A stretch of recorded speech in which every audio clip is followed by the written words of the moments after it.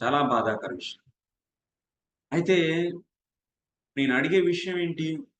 మరి బ్రహ్మని అర్థం చేసుకోవడం కోసం, అభేద జ్ఞానాన్ని ఉపాసించడం కోసం సత్వగుణం యొక్క వృద్ధి కావాలి. అందుకోసం జ్ఞాన సాధనల్ని అవలంబిస్తూ ఉంటారు ఈ జ్ఞానులు. మరి జ్ఞానులు అవలంబించేటువంటి ఈ పద్ధతుల్ని మనం ఎందుకు తెలుసుకోవాలండి? అంటే ఈ మంచి గుణాలను అవలంబించటం. జ్ఞానులు చేసేదేంటి? మంచి గుణాలను అవలంబిస్తారు. అందుకే సత్వగుణం పెరుగుతుందనమాట. అంటే విద్య పెరుగుతుంది. విద్య అంటే సత్వగుణం. సత్వగుణం పెరుగుతుంది.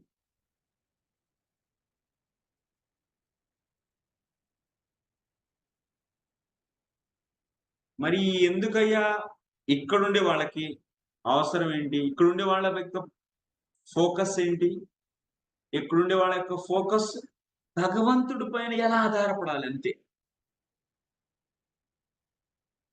భగవంతుడి మీద ఆధారపడటమే వీళ్ళకి నేర్చుకోవాల్సింది వీళ్ళైతే. అలా భగవంతుడి మీద పైన ఎలా ఆధారపడాలి? ఎంత వరకైనా నమ్మాలి. ఎంతవరకు నమ్మొచ్చు? ఏ విషయానికైనా నాకు భగవంతుడే అనే స్థితికి రావాలి. దానికి నమ్మకం ఏర్పరచుకోవాలి. నమ్మకం ఎలా వస్తుంది? అలా నమ్మినోళ్ళ గురించి తెలుసుకుంటే, వాళ్ళ గురించి వింటే వస్తది. వాళ్ళ జీవితంలో భగవంతుడు ఎలా కాచి కాపాడాడు అన్ని విధాలుగా. వాళ్ళు ఎంత నిస్వార్థంగా ఆ భక్తులు భగవంతుడిని ప్రేమించారు. సో, ఇవన్నీ వింటే చాలు. ఇవి ఇటు సైడ్ వాళ్ళకి కావాల్సిన చేతనం అలాంటిది. ఇవి సత్వగుణాన్ని పెంచుకోవడం వల్ల ఈళ్ళకేం ఉపయోగం అయ్యా? వీళ్ళేమన్నా బ్రహ్మానందాన్ని పొందాలనుకుంటున్నారా? ఇది కాదు గదా! ఎందుకంటే వీళ్ళకి బ్రహ్మానందం తుచ్చం. వాస్తవంగా బ్రహ్మానందం అసల భక్తి ఆనందం ముందర ఏమీ లేదసల. జీరోకి సమానం. నెగ్లిజిబుల్. అందుకోసం ఈ భక్తులకి బ్రహ్మానందం వద్దు. మరి ఆ బ్రహ్మానందాన్ని యొక్క బ్రహ్మ ఉపాసనకి కావాల్సినటువంటిది సత్వగుణం. ఆ సత్వగుణం యొక్క ఉపయోగం ఏమన్నా ఉందా వీళ్ళకి? వీళ్ళకైతే ఏమి లేదు గదా! అసలు శుద్ధ భక్తులకొచ్చిన తర్వాత ఆ బ్రహ్మానుసంధాన జ్ఞానాన్ని అసలు ఉపాసించరు వీళ్ళు. అవసరం లేదు వాళ్ళకి. వాళ్ళకి కృష్ణుడు ఎలా ఉంటాడు? కృష్ణుడు యొక్క లీలలు ఎలా ఉంటాయి? అది కృష్ణుడు యొక్క ప్రేమ ఎలా ఉంటుంది? కృష్ణుని ఎలా ప్రేమించాలి? ఇవి తెలుసుకుంటే చాలు. ఈ బ్రహ్మానందం, బ్రహ్మ అంటే ఇది నేను అభేద జ్ఞానాన్ని అంటే పెన్ను, పెన్సిల్ రెండిటిని ఒకటిగా చూడడం. ఇది ఈళ్ళకి అవసరం లే. భక్తులకేం అవసరం లేదది. భక్తులెలా చూస్తారు? ప్రతిదీ వాసుదేవ సర్వమితి సమహాత్మాసు దుర్లభ. ప్రతి చోట వాసుదేవుడినే చూస్తారు. చిన్న స్తంభాన్ని చూసి ఆశ్చర్యపోతూ ఉంటారు. గుడిలో స్తంభాన్ని చూసి, అబ్బా! ఈ స్తంభం ఎంత భాగ్యం చేసుకుంది. నిరంతరం భగవంతుడి యొక్క సన్నిధిలోనే ఉంటుందిది. భగవంతుడికి గొడుగులాగా పట్టుకుంటుంది ఈ యొక్క సీలింగ్‌ని. ఎంత సేవ చేస్తుంది ఈ స్తంభం. నేను ఉన్నాను ఎందుకు నా బతుకు.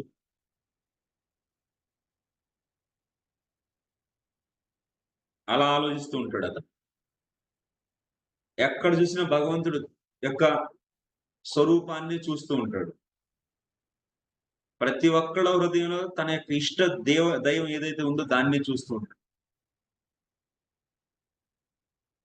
వీడు బ్రహ్మానందం జ్ఞాని అంతా ఒకటేనంట. వన్‌నెస్ చూస్తుంది. మరి ఆ వన్‌నెస్ ఒకటిని అభేదాన్ని ఉపాసించడం కోసం కావాలి జ్ఞానం అనేది. అది వీళ్ళకెందుకయ్యా అంటే ఆ! వీళ్ళైతే హ్మ్. ఈ స్థితిలో ఆ యొక్క బ్రహ్మజ్ఞానాన్ని ఉపాసించరు. వాళ్ళకి సత్వగుణం యొక్క అవసరమే లేదు. వాళ్ళు 3 గుణాలకు అతీతులు. ఈ ఏరియాలో ఉండేవాళ్ళు. కాకపోతే ఈ శరణాగతి అంటే దృఢశ్రద్ధని పొందడం కోసం అంటే ఇంక దృఢశ్రద్ధని పొందని వాళ్ళంటే ఇప్పుడు ఉండేవాళ్ళు గదా! వాళ్ళకి జ్ఞాన సాధనలు ఉపయోగపడతాయి. ఇంకా వాళ్ళు శుద్ధ భక్తులకి అంటే పూర్తిగా భగవంతుడికి శరణాగతుడు అవ్వల. భగవంతుడి గురించి వింటున్నారు ఇంకా. నమ్మకం అనేది కలిగించుకుంటున్నారు. భక్తి శాస్త్రాలను వింటున్నారు. చెప్పా కదా! ఏం చేస్తారు ఇక్కడ ఉండేవాళ్ళు? 1, 2, 3 అంటే భక్తి శాస్త్రాలని అభ్యసించడం.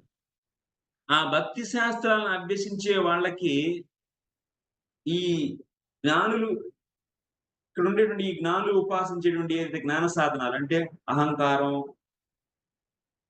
వదులుకోవడం, మానాన్ని వదులుకోవడం ఇలాంటియి అభ్యసించడం వల్ల ఏమైద్ది?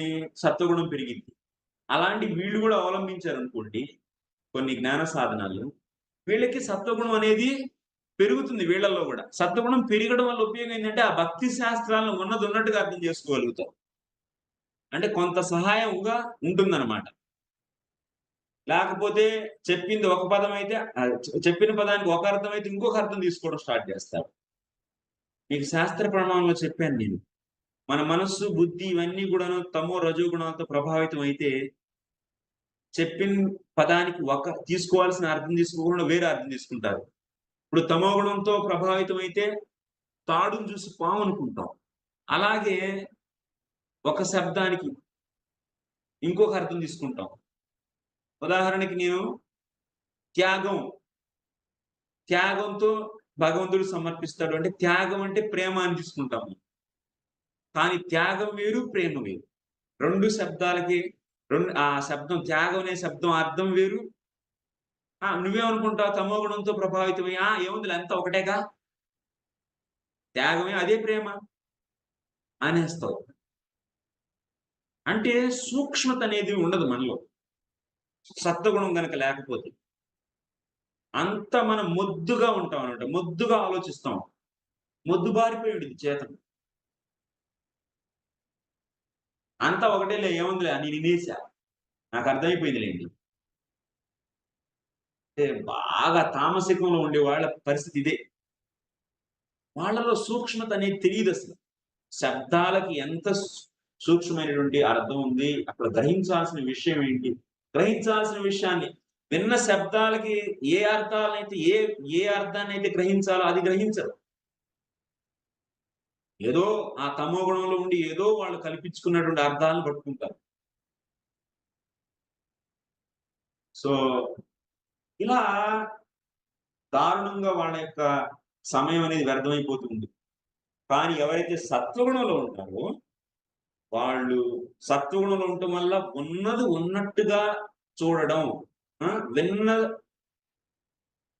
పదాలకి ఏ అర్థమైతే తీసుకోవాలో ఆ అర్థం తీసుకోగలుగుతారు.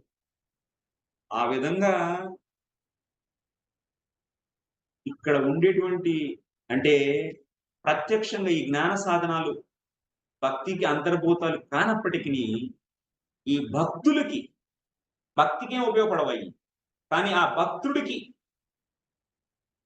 అంటే శుద్ధ భక్తిలో ప్రవేశించాలి, దృఢ విశ్వాసాన్ని పెంపొందించుకోవాలనే వాడికి ఈ జ్ఞాన సాధనాలు కొంతవరకు ఉపయోగపడుతుంది.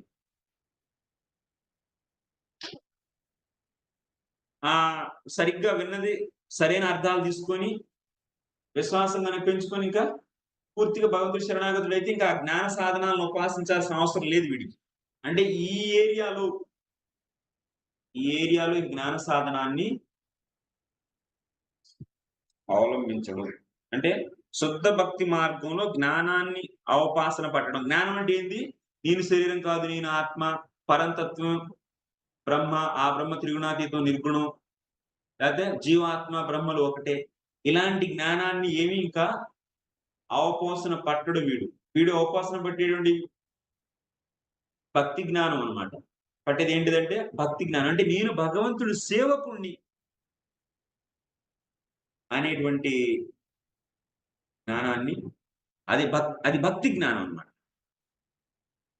ఎప్పుడైతే నేను జ్ఞానం అన్నానంటే నువ్వు ఈ 3 తీసుకోవాలి. ఈ విషయం చెప్పేటప్పుడు ఇటు సైడు వ్యక్తి గురించి చెప్పేటప్పుడు జ్ఞానం అన్నానంటే ఏం తీసుకోవాలి? భక్తి జ్ఞానం అని చెప్పి తీసుకోవాలి. అంటే భక్తే. భక్తి జ్ఞానం, భక్తి ఒకటే. జాగ్రత్తగా తీసుకోండి.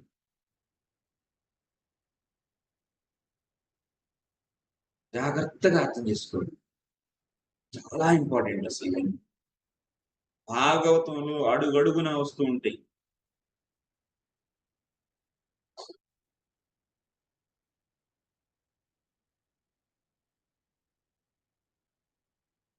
సో, కాబట్టి అర్థమైందా మీ అందరికి? ప్రత్యక్షంగా మనకు అవసరం లేనప్పటికీ మనం గూడా 13-18 అధ్యాయాలు చదువుతాము. కొంతవరకు ఉపయోగించుకుంటాము.